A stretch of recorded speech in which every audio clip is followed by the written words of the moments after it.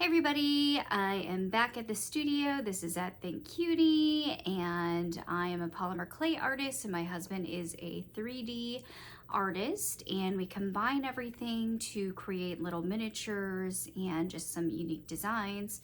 But we're in the studio because we have to get ready for the Gift and Art Expo that's coming up November 1st, 2nd, and 3rd, so 3 days at the Minneapolis Convention Center. And then in the same area, we're going to be having Twin Cities Con, or at least in the same Minneapolis Convention Center.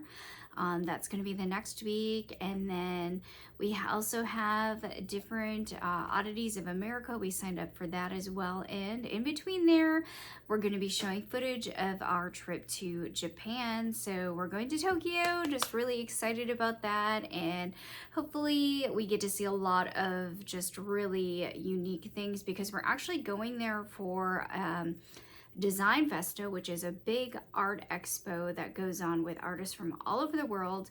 And we're just really excited to be able to see the artwork and ask questions, because maybe in the future, we're also going to be participating. But just wanted to show you quickly what I've been working on. Well, today, I've been putting this together and kind of playing with it. I have never used a pasta machine. My fellow Polymer Clay Guild members in Minnesota have, and they're very used to it. But it's something where it prints out really thin, like ribbon-like materials, and I can even show you. I've been playing around with it. So I am actually using this, and this is a, it's kind of like a rose. It says glitter gold that you can pick up at the craft store, and I'm using this because I wanted to put it through the pasta machine to test it, and because I need to condition it because it's a really thick hard clay, just to save my hands a little bit, because normally I'm using these. So I get the slabs of clay, or the blocks of clay, which are like this, and some are harder than others. From the store, I use Primo, Sculpey, Fimo, and then I just found this because I thought it would be cute for some little gingerbreads. And this is really thick clay, so the textures do vary quite a bit, from really soft to thick and harder. And instead of hand rolling this out and conditioning it, I just thought I'd put it through the pasta roller machine that I have set up here, and hopefully I can actually just kind of tilt down and show you. It's right there. You're seeing all my bins and everything on the floor. My studio is rarely ever neat, but yeah, so I actually put that together. Is pretty simple. This pasta thing I actually got at Michael's. And I got it like decades ago, and it's been sitting in the box and I've never used it. So I just kind of hooked it up and made space, and hopefully this will save my hands. And I saw somebody in my guild group use one that was electric, but I have not been able to find it on Amazon. So maybe there's another store. But I just wanted to give you a quick sneak peek. I've actually tried to make an effort to put up, and let me remind you, if you're only seeing a few items in our online shop at thinkcutie.com, it is because my things are handmade. So I cannot mass produce them. They're unique, they're one of a kind. They're all gonna vary a little bit because they are handmade. But I've been busy just trying to add to the fall collection and at least get some of the pieces that people ask about at our shows that we bring there into the store, so that there's at least something online if somebody cannot make it, or they decide that they wanted to add to what they've already purchased from us. But thank you to everybody who has stopped by and asked, are these online? I'm just wanted to show you what we have for fall, and that's what this video is about. So I just made some squirrels, and these are made out of a custom clay made by one of my fellow Polymer Clay Guild members of Minnesota. Her business is called Clay Squared. She does teach classes, very experienced, well-known artist, travels all over for her artwork. And I just made these little squirrels out of it.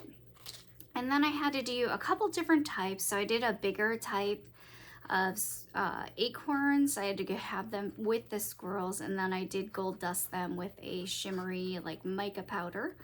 So we have those, and then I did put up some of the pieces that we normally only bring to shows and do not share online. So I finally put those up, and you can see we have a 3D printed little shelf.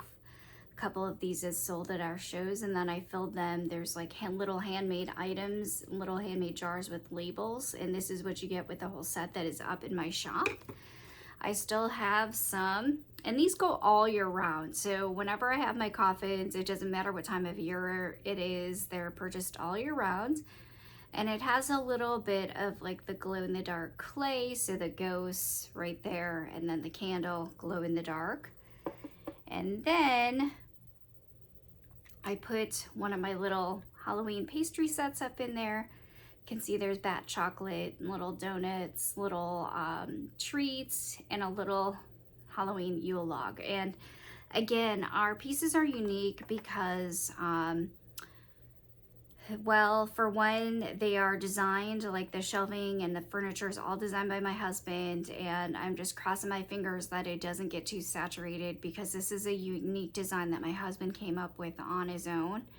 So sometimes I do cringe. Don't be offended. I might cringe if you're taking pictures and not asking us, just because once something takes off, then everybody copies it. So, and these are designs that are unique to us and that we've started. And I haven't normally posted them online because, number one, I can't normally keep these in stock, but we've had these out before anybody else did for at least, you know, more than a couple years.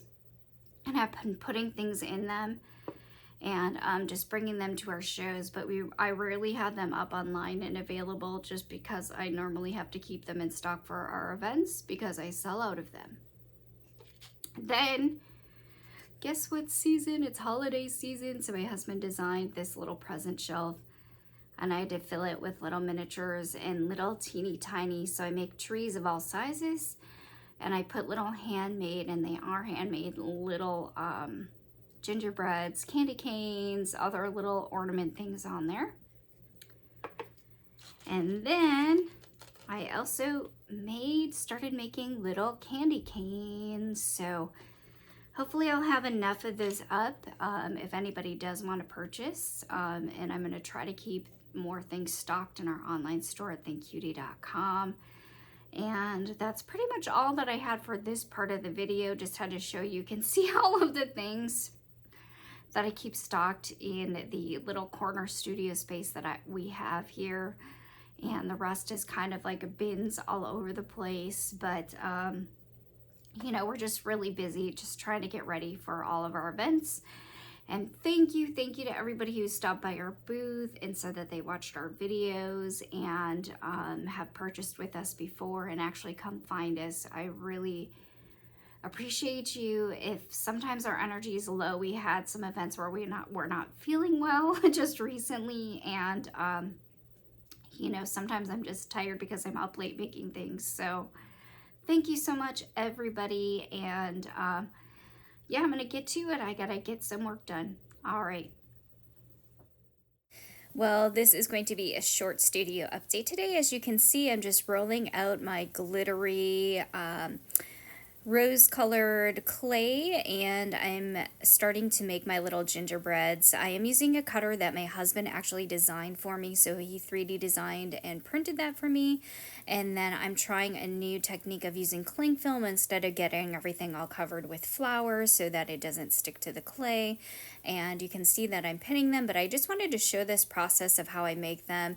And this is sped up, but these take a long time just as far as like decorating, so I only can make a few at a time, because again, I put the little eyes on there and the little blushies, and then I hand make the teeny tiny little hearts that go on there, and just getting the liquid clay too, that has to be prepped and ready for me so that I can add that and then bake them in the oven according to the directions on the packages. And I just use a little toaster oven, and I'm just using one of those like needle sculpting tools, and adding on the little frosting there, and it looks like, because I'm using a cutter, again, I have to make sure that the edges are all cleaned, and either you buff them or you just kind of cut and smooth it out, so that takes quite a while.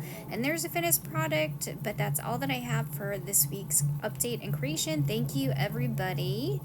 And so thank you again for watching. Please like and subscribe to the vlog for more updates. And remember, some of these are going to be dropped in our store online at thinkcutie.com. We're going to have sales coming up and drawings. And our next events are the Gift and Art Expo and then Twin Cities Con. So stay tuned for those as well. They'll be updated on our vlog.